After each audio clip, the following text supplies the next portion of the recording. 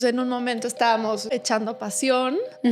A mí nadie me había dicho que el sexo podía doler. Entonces en un momento como que lo intentamos. Sentí la sensación más dolorosa de mi vida. O sea, sentí como esta pared, ¿no? Tan característica del vaginismo. Yo le digo la pared de fuego. Porque fue como tan fuerte que me congelé. Bienvenidos a este espacio donde se habla de la salud sexual de la mujer sin tabús. Aquí en este espacio no vas a escuchar acerca de poliamor, de posiciones sexuales o de fantasías. Para eso ya hay muchos otros podcasts y muy buenos. Aquí vas a aprender acerca del dolor al tener relaciones sexuales, de las fugas de orina, sobre la dificultad para llegar al orgasmo, sobre esos cambios que tenemos en nuestro deseo sexual, sobre qué pasa con la sexualidad en la maternidad y con la menopausia y la sexualidad. Porque la sexualidad también es salud y mereces vivirla y disfrutarla con información clara, actual y sin tabús. Yo soy la doctora Marimar Álvarez y esto es Nova Talks.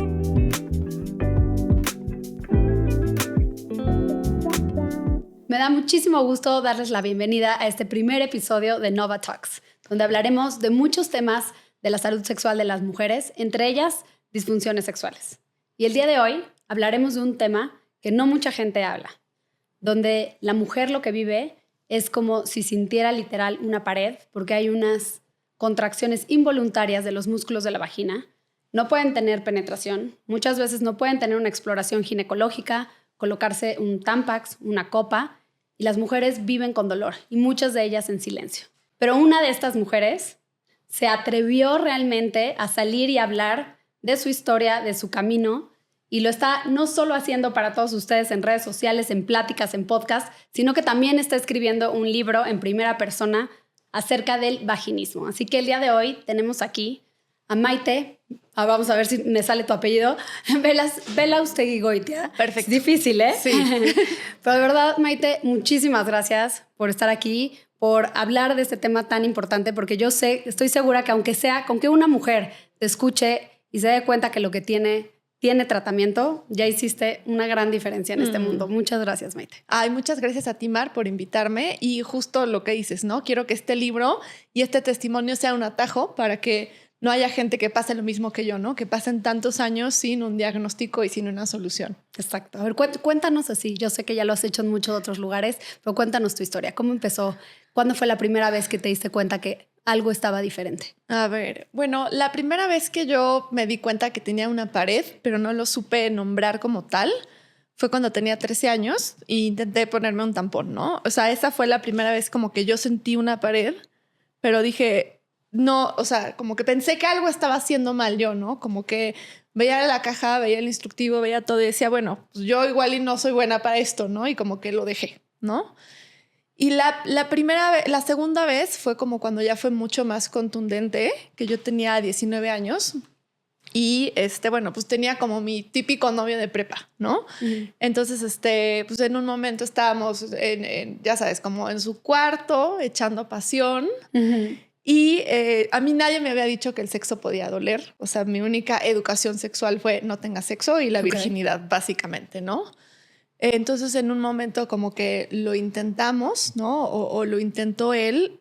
Y en ese momento sentí la sensación más dolorosa de mi vida. O sea, sentí como esta pared, ¿no? Tan característica del vaginismo. Yo le digo la pared de fuego, porque fue como tan fuerte que me congelé, ¿no? ¿Ha habido algún dolor similar que sientas a eso? O no. sea, desgarro muscular, nada que ver. Es un dolor. O sea, es un dolor muy, muy, muy fuerte y es un dolor muy difícil de explicar porque además de lo físico, pues tiene un peso emocional, ¿no? Claro. Entonces, como que me acuerdo que sentí eso, te digo, como que por un lado como este fuego, pero por otro lado este frío en el cuerpo, como este congelamiento, ¿no?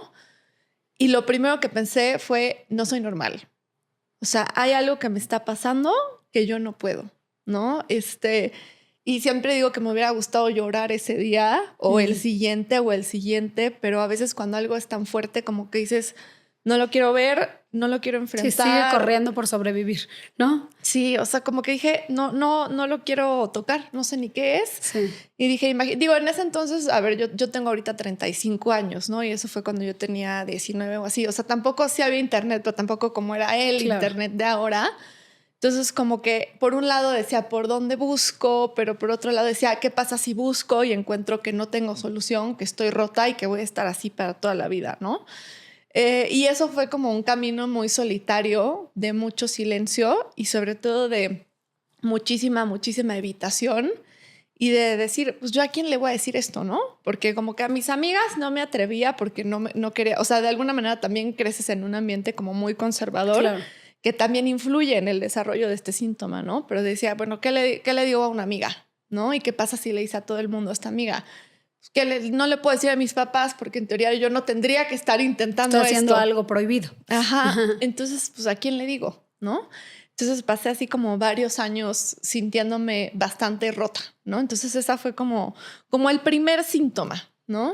Ok, y creo que esto es muy importante también recalcar que, a ver, tú lo que te sentías era dolor, pero también imposibilidad. Entonces, la diferencia con la dispareunia, ¿no? Las pacientes con dispareunia, hay muchísimas mujeres con dolor al tener relaciones sexuales, que eso es la dispareunia, pero aquí la diferencia es que no hay posibilidad. O sea, no es lo que muchos doctores tristemente en pleno 2025 le siguen diciendo de tómate una copa de vino y relájate. No es un tema de que es la paciente puede tomar la decisión de relajarse y ya. ¿no? Que creo que eso es muy importante diferenciar. Sí, y eso que dices es muy grave e incluso habría que ver si eso constituye una negligencia médica. Claro. Porque al final el vaginismo es un tema médico. Yo la primera vez, te digo, que tuve como este camino como muy solitario, ¿no? Y la primera vez que lo pude hablar, yo tenía como unos 20, 21 años y fue con mi psicóloga de ese entonces. Le dije, oye, tengo esto, no sé qué. Y esa es otra cosa que los psicólogos tampoco tienen ni idea, ¿no? O sea, tú lo puedes hablar 1000 años en terapia y nunca ni te van a decir un diagnóstico ni te van a referir. Pero bueno, me dijo, oye, yo creo que hay que checar a ver si no tienes algo como más físico, te voy a referir a una ginecóloga. Entonces me refirió a una ginecóloga en un hospital privado. Era una ginecóloga de la India, ¿no? Entonces, bueno, fue una revisión horrible que me hizo no volver en 10 años al ginecólogo. Uf. O sea, a ese nivel. Llegué y le dije a esta señora, siento una pared cuando intento tener relaciones. O sea, no me hizo para nada una historia clínica. No me dijo qué tipo de dolor, del 1 al 10. Sí. Eso, desde cuándo ha sido siempre, cómo fue tu educación sexual. ¿Fue una vez o fue muchas? No me hizo ninguna pregunta, nada más me dijo, a ver, ven, me dio la típica batita, ¿no? Sí. Siéntate. Abre las piernas y me empezó a hacer como la típica revisión, ¿no? Y cuando tienes vaginismo, o sea, lo mínimo te duele, ¿no? Entonces como que me empezó a hacer esta revisión y yo le decía, me duele. Me decía, no, esto no te puede doler. Y seguía la revisión, ¿no? Y yo tenía tanto dolor que se me cerraban las piernas encima de ella y le decía, me duele. Y me decía, esto no te puede doler, ¿no? Entonces en un momento ya como que se desesperó, aventó todos sus instrumentos, me dijo, a ver, vístete y te veo en el consultorio, ¿no? Entonces, lo siento que hayas pasado eso y siento que... Fue horrible porque ya llegué al consultorio y me dijo, tú no tienes nada, lo tuyo es psicológico, vete a un hotel y tómate una botella de vino, ¿no?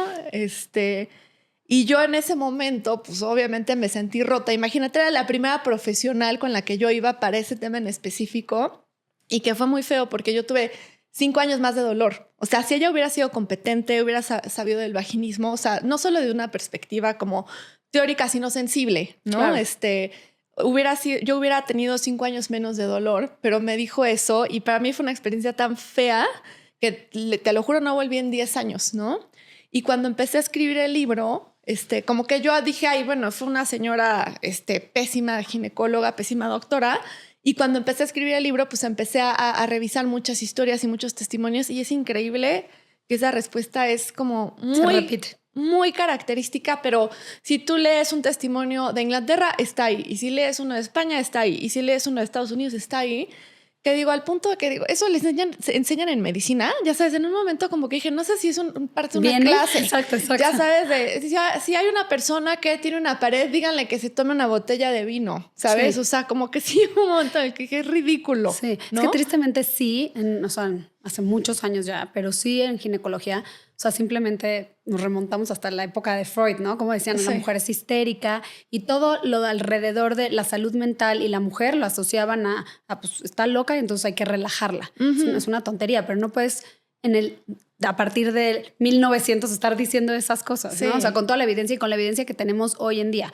Mencionaste algo muy importante, este tema de que no me preguntó cómo había sido mi educación sexual. Y lo sabemos que sí, en pacientes que tienen vaginismo sí vemos más temas religiosos, educaciones mucho más patriarcales. No lo tiene que haber en todas, pero sí lo hay. Cuéntanos un poquito. A ver, en tu infancia, ¿qué fue? ¿Fuiste en una escuela religiosa? Sí, o sea, fui a una escuela religiosa y era, yo digo que de estas escuelas que no deberían de existir. Okay. pero no sé, de las típicas que te miden el uniforme, que te tienes que arrodillar y te lo miden, que si te agarraste de la mano con alguien es un pecado. O sea, ese tipo de cosas que no deberían de existir ni en este siglo ni en los últimos millones, ¿no? Pero bueno, como que tuve recurrentemente como estos mensajes por un lado de la escuela, no sé, cosas hasta de que el profesor de ciencias sociales te decía, los hombres cuando quieren algo se van con cualquiera, pero cuando quieren algo serio se van con la más santa, católica y apostólica, ¿no? O sea, imagínate en una clase de ciencias sociales que un hombre te diga eso, ¿no? Un hombre de, no sé, 40, una niña de 13, 15, o sea. Claro. Entonces, aunque conscientemente no estés de acuerdo con esos mensajes, inconscientemente sí empieza a haber un registro, ¿no? Sobre todo si estos pues, mensajes se van repitiendo. También tuve como muchos mensajes reforzando la parte de la virginidad. Tuve cero educación sexual de condones, de pastillas o sea, nada, cero. Y yo creo que la educación sexual más importante que me faltó fue la del consentimiento. O sea, yo creo que cuando te educan tanto, y me choca este término, el de las niñas bien, ¿no? Cuando te educan tanto a eso, lo que pasa es que pierdes como de tú sentirte el derecho de consentir. Claro. Y de la importancia del consentimiento, ¿no? O sea, porque hay algo en el afuera que es más importante que tu deseo. Y eso al final también tuvo pues repercusiones muy fuertes en mi vida, en mis vínculos, en, no sé, después de que corté con este novio, ¿no? Con el que descubrí el vaginismo, como cómo expresas tu consentimiento, ¿no? Y sobre todo es muy fuerte porque cómo expresas tu consentimiento cuando físicamente no puedes, cuando has perdido también como mucho poder con tu cuerpo, o sea, el poder de decidir físicamente, pero también desde la voz, ¿no? Claro. Psicológicamente es como es un poco lo que plantea en el libro, como una desapropiación del cuerpo muy fuerte.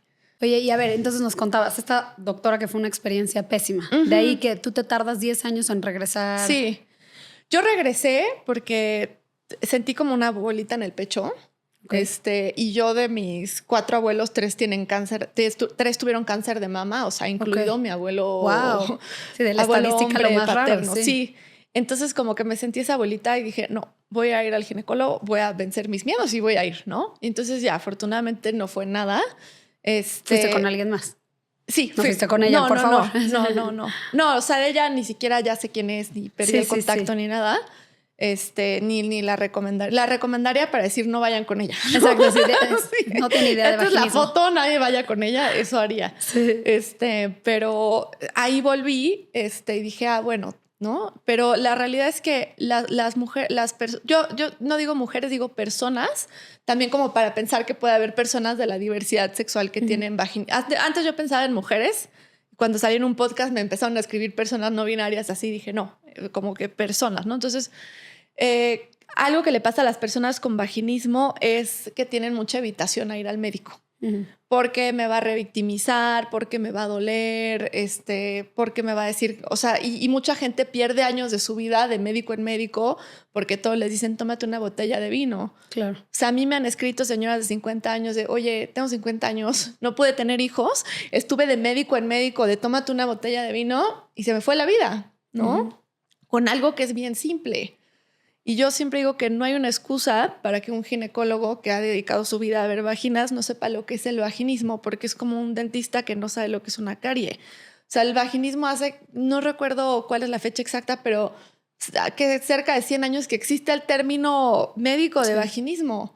Y dices, bueno, si fuera el COVID, entiendes que los médicos, bueno, es nuevo, ¿no? No lo saben, pero pues el vaginismo existe desde que existen los cuerpos con vaginas y vulva. Sí, que la prevalencia tampoco es tan baja, ¿no? Exacto. O sea, obviamente como todas las enfermedades de salud sexual, la estadística no es real, porque las mujeres muchas veces no pedimos ayuda, porque los médicos no la saben diagnosticar. Sí. Entonces todo eso nos hace tener una prevalencia alterada, seguramente es mucho mayor, pero realmente tampoco es tan baja, ¿no? O sea, muchos dicen 5 o 7, pero hay algunos artículos que dicen hasta el 16%. Sí, ¿no? Entonces, sí. el tema es que también hay, dependiendo qué grados hay, ¿no? Entonces, siento que eso es lo que ha hecho. Pero bueno, entonces, síguenos contando. Y entonces decidiste acudir con alguien más. Sí, decidí acudir con alguien más, ahí chequé como la bolita y de ahí, bueno, salí, ya empecé después, como 3 años después, empecé a ser como más pública y dije, ¿sabes qué? No puedo yo hablar de salud sexual y yo no ir al ginecólogo, o sea, tengo que vencer mis propios miedos y barreras, ¿no? Y la verdad sí es algo bien grave lo que pasa, porque pues cuando tienes vaginismo no puedes tener una revisión completa. Sí. Entonces pones tu salud en riesgo, me explico. O sea, los médicos también están poniendo tu salud en riesgo cuando no te dan un diagnóstico y cuando no te canalizan, ¿sabes? Y para mí eso podría equivaler a una negligencia médica, decirle a alguien, ve y tómate una botella de vino, porque creo también que tiene que ver con el tabú, ¿sabes? Como el placer de las mujeres, ¿no? O de las personas que habitan este tipo de cuerpos, se ve como menos, como malo, como todo. Entonces no hay que darle una solución. No, porque tú no te imaginas que alguien llegue con un gastroenterólogo que le diga, tengo un dolor muy fuerte y que le digan, ay, no, tómate un tecito de manzanilla, relájate, ¿no? Sí. Pero tú como eres una mujer y como es tu vida sexual, sí se dan el permiso de decir cosas que 1, son estúpidas, 2, son poco profesionales y 3, te ponen en riesgo. ¿No? Y misóginas, incluso del lado de las mujeres, ¿no? Claro. Y entonces, ahorita actualmente tú ya puedes tener una exploración, tú ya puedes tener penetración. Sí. Yo hace 10 años, afortunadamente, que vivo sin vaginismo. Perfecto. Y algo que exploro en el libro también es qué es sanar el vaginismo, ¿no? Porque cuando yo estuve 10 años con vaginismo, es una ficción decir que estuve 10 años, porque yo creo, en mi caso, que el vaginismo es un síntoma transgeneracional, de trauma intergeneracional. Entonces yo puedo decir que yo lo detecté o lo viví 10 años, pero en realidad yo creo que responde a otras cosas, ¿no? Okay. Pero bueno, digamos que yo viví 10 años esto. Y desde bueno, yo obviamente idealizaba mucho lo que implicara tener sexo, ¿no? Decía, yo cuando pueda tener sexo voy a estar curada, ¿no? Porque yo me sentía rota y enferma, así me sentía. Sentía que todas las mujeres del mundo podían hacer algo que yo no podía hacer y que eso me hacía que yo no pudiera ser amada por otros, que no pudiera tener vínculos, que fuera como una mejor compañera, ¿no? Y el caso es que como que yo en lugar, sí, de alguna manera buscaba poder tener sexo, poder que eso sea posible, pero en realidad en el fondo me di cuenta que buscaba la normalidad y buscaba como no sentirme tan inadecuada, ¿no? Entonces una vez que pude es como 10 años después de que pude, ¿no? Fue como una cosa muy larga. ¿Pero qué hiciste en ese periodo? O sea, que recibiste fisioterapia de piso pélvico. Sí, fui con una sexóloga. Ok. Y ya esa sexóloga como que sí me puso unos ejercicios. Quiero decir también que en el 2014 yo me fui a la India, ¿no? Okay. Y entonces digo, no fue algo que hice por este tema, pero aprendí a meditar y aprendí a respirar. Entonces aprender a respirar por el diafragma me ayudó mucho a manejar el dolor, ¿no? Y también activar el sistema parasimpático y eso hace que las contracciones un poco empiecen como a relajarse, ¿no? Entonces me ayudó eso, con la sexóloga fue posible. Tuve otro novio también entonces que fue un muy buen novio, fue un espacio seguro, que eso también es muy importante y con él sí se pudo, ¿no? Y bueno, ya que se pudo, digamos como que también fue un tránsito el que yo pudiera disfrutar, ¿no? O sea, no solo fue que ya fue posible y ya una maravilla, no. O sea, como que sí me tomó 2 años. O sea, yo pude tener relaciones a los 26 y la primera vez que pude disfrutarlo fue a los 28. Y digo, pasaron muchas cosas en el medio, ¿no? Pero sí, o sea, como que yo toda la vida dije, bueno, cuando yo pueda lograr esto, voy a estar curada, ¿no? Y el día que lo logré, me di cuenta y que empiezas, pues, no sé, la modernidad, aplicaciones de citas, Bumble, Tinder, lo que sea. Me di cuenta de que yo tenía una dificultad muy grave para expresar mi consentimiento. ¿Por qué? Porque yo durante años no me acostumbré a decidir sobre mi cuerpo porque literalmente no podía decidir. Claro, él decidía por ti. Él decidía por mí, ¿no? Entonces, de repente me empecé a dar cuenta de que no podía decir que no y viví situaciones horribles, ¿no? O sea, de mucha angustia, del decir es que si digo que no, pues igual y me van a dejar y como tuve 10 años vaginismo, va a decir, ay, qué aburrida, ¿no? Y pues viví situaciones muy feas, ¿no? De hombres como muy arrasadores, por así decirlo, con muy poco respeto también de ver, oye, está nerviosa, oye, me está diciendo que tiene este tema y me vale, ¿no? Entonces ahí me di cuenta, de repente dije, ¿qué sentido tiene que yo haya trabajado 10 años para poder disfrutar de mi sexualidad si no va a ser para mí? Claro. ¿Sabes? Y es como una cosa, como una moneda de cambio de para que no se vaya, ¿no? Y cedes cosas. Entonces dije, no, o sea, la verdadera sanación es la apropiación del cuerpo. La verdadera sanación no solo es poder decidir físicamente, sino recuperar tu voz y recuperar el derecho al deseo, ¿no? Eso es como una parte de la sanación, y la otra es poder narrar tu historia. O sea, tú puedes ya haber, digamos, no tenido vaginismo, ya no tienes las contracciones, pero aún así, esto que decimos, lo vives desde el silencio, lo vives desde la vergüenza, lo vives desde yo que tuve esto, entonces me tengo que ir a esconder un baúl y no contárselo a nadie. Y yo parte del trabajo que hago es decir, ¿sabes qué? Yo no tengo por qué callar lo que yo viví porque nunca fue mi culpa. Claro. O sea, tener una contracción involuntaria, ¿no? Sí, lo dice el nombre, es involuntaria, sí. ¿no? O sea, porque es como que si yo tuve apendicitis y me lo tengo que callar, ¿no? O sea, yo nunca tuve la culpa de tener lo que tuve. Soy responsable de sanarlo, sí, pero no tengo por qué callarlo. Uno, porque callarlo me enferma y me vulnera. Y dos, porque yo no quiero vivir mi vida desde la vergüenza. Claro. Y a la vez yo soy la persona que más conoce mi historia, ¿me explico? Entonces, si no, como que si yo me oculto, es que yo le doy el poder a otros de decirme quién soy. Claro, sí. Y de poner una historia detrás de, ¿no? O sea, porque también es lo que creo que por lo que veo que muchas mujeres callan, y no solo en el tema del vaginismo, del líquen escleroso, de muchas enfermedades vulvares, de la vulvodinia, etcétera, es porque a veces pensamos también que la gente va a pensar que es por otra cosa. Por ejemplo, en el líquen escleroso hay pacientes que dicen, no lo quiero contar porque sé que hay gente que piensa que es una enfermedad de transmisión sexual. Pacientes con vulvodinia no, porque sé que piensan que soy una histérica y que estoy loca, ¿no? O sea, al final no, o sea, hay una causa para cada una de las enfermedades y no tenemos que dejar que otras personas dicten esa historia, ¿no? Y tenemos que alzar la voz no solo por las demás, sino por nuestra propia historia. Sí. Y sabes qué? Que es como una especie de fantasma porque tú piensas que va a ser horrible. O sea, yo, este libro que estoy escribiendo, llevo 5 años escribiéndolo, ¿no? Yo siempre pensaba, bueno, lo voy a escribir a los 40 porque según yo a los 40 ya no me iba a importar lo que nadie pensaba. Ajá. Y llegó a los 35. Qué bueno que llegó antes. Pero como que yo decía, bueno, a los 40 ya nada me va a importar, ¿no? Y okay. Lo voy a poder decir. Y en un momento como que yo me imaginé, o sea, como a mí misma a los 17 y dije, no manches, o sea, ahorita hay gente viviendo lo que yo viví cuando yo tenía 17 años. No me puedo callar sabiendo que yo puedo hacer que esta historia no se repita, ¿sabes? Claro, y elegir que porque la gente va a pensar no sé qué cosas de mí, mejor me callo, ¿no? Y bueno, el caso es que empecé a escribir el libro y ya empecé a salir en los podcasts, salí en el de Jessica y tal. Y la verdad, te lo juro, como que pensamos que va a ser horrible cuando salgas. Y yo nunca he sentido más amor en mi vida. Qué padre. Que cuando salí en ese podcast. Como que yo llevaba 5 años mentalizada para el odio. Dije, voy a tener 1 millón de haters, de gente que me diga histérica, frígida, lo que quieras, ¿no? O sea, puta, perra, lo que te quieras imaginar, ¿no? Dije, me voy a mentalizar estos 5 años para recibir toda la cantidad de odio.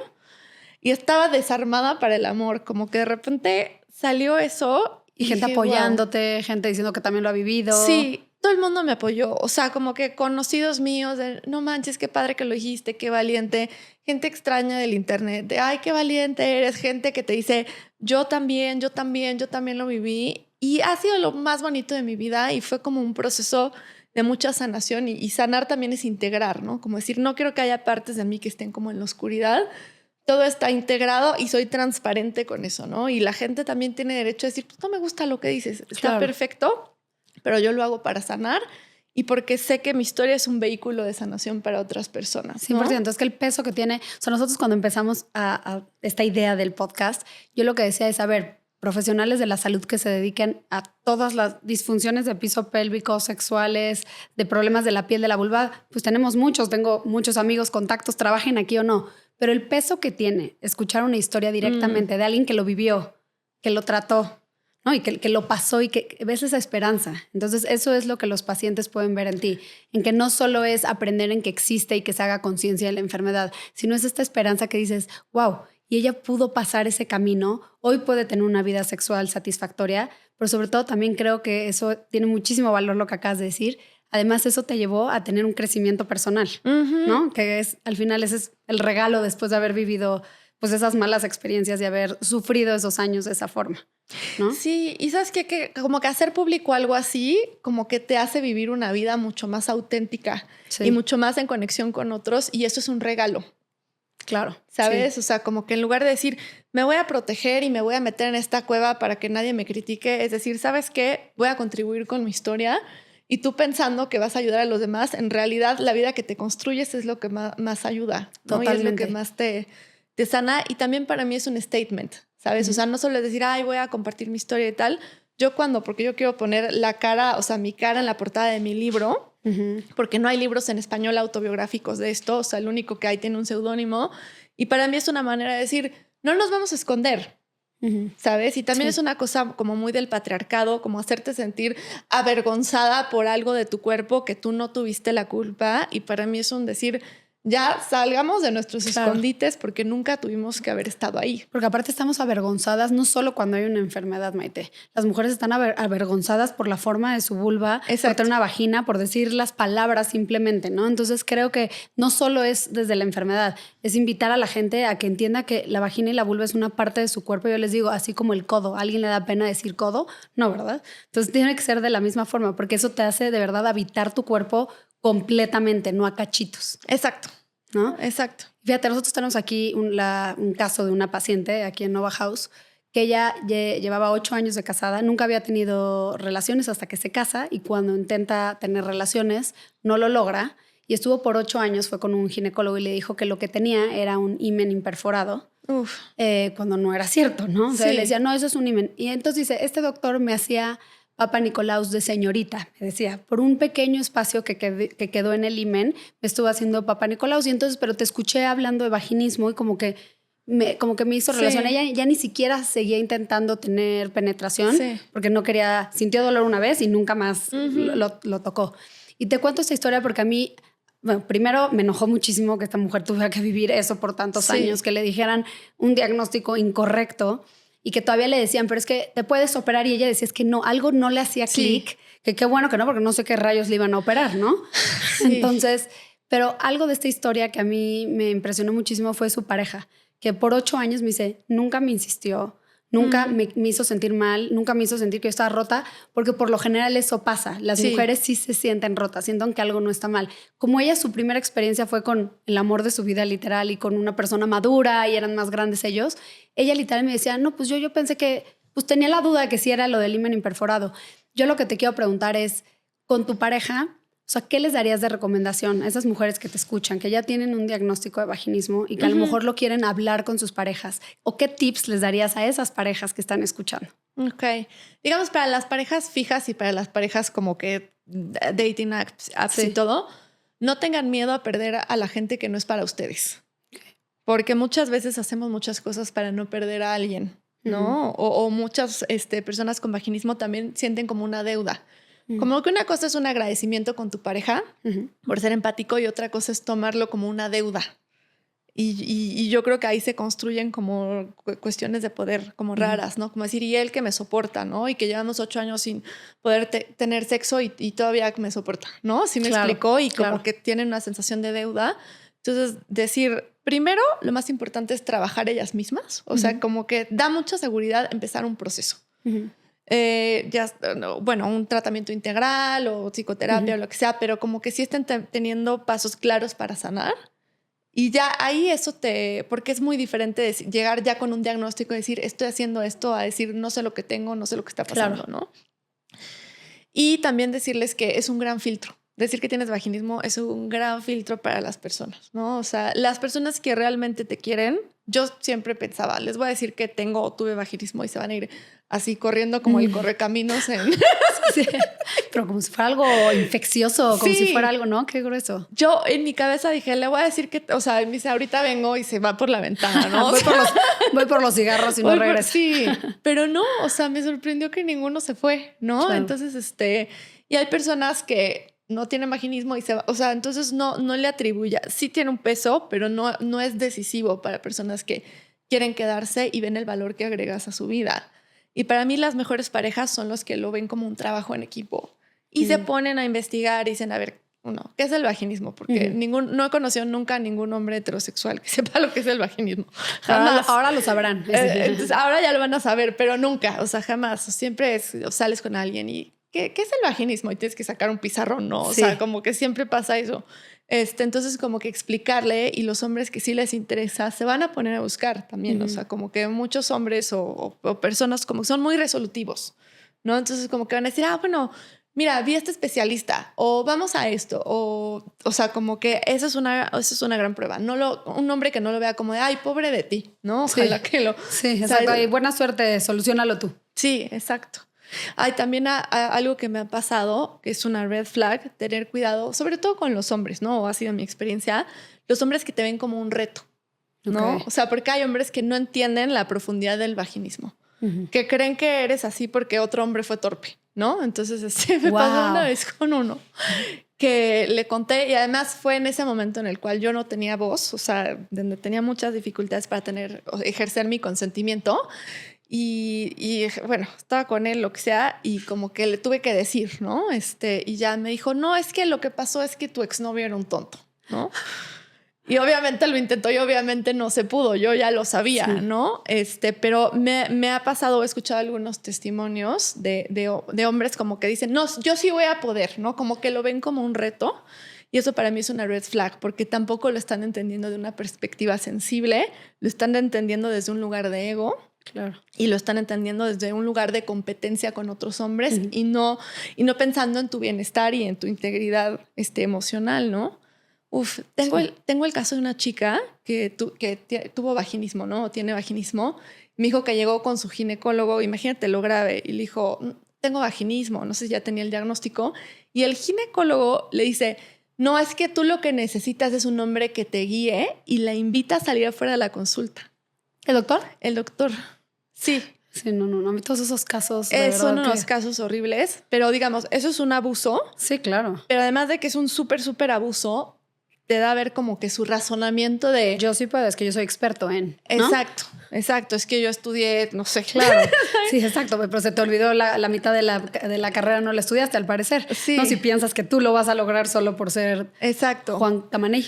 Exacto. Y eso es un hombre como comparándose con otro, diciendo yo sí puedo, obviamente desde una forma súper violenta y abusiva, y que tiene que denunciarse por parte de su paciente, ¿no? Claro. Entonces también hay que tener cuidado con eso. Sí. Yo fíjate que en este caso que te contaba aquí de Nova House, esta paciente le decía yo, oye, y sexualmente, o sea, puedes llegar al orgasmo con juguetes, Entonces me decía que sí, que ella tenía una vida sexual placentera con su pareja, que me decía como que entendimos que también la sexualidad no solo es la penetración, ¿no? Que eso de verdad me hizo mucho sentido porque se los decimos muchas veces, pero otra vez, cuando le escuchas de un paciente, ¿no? Y me dijo, la verdad los dos, o sea, hemos encontrado otras formas de placer, porque creo que eso es lo que pasa también mucho en la educación de la que hemos recibido en los últimos años, en que sentimos que la penetración es el único forma de tener relaciones sexuales, ¿no?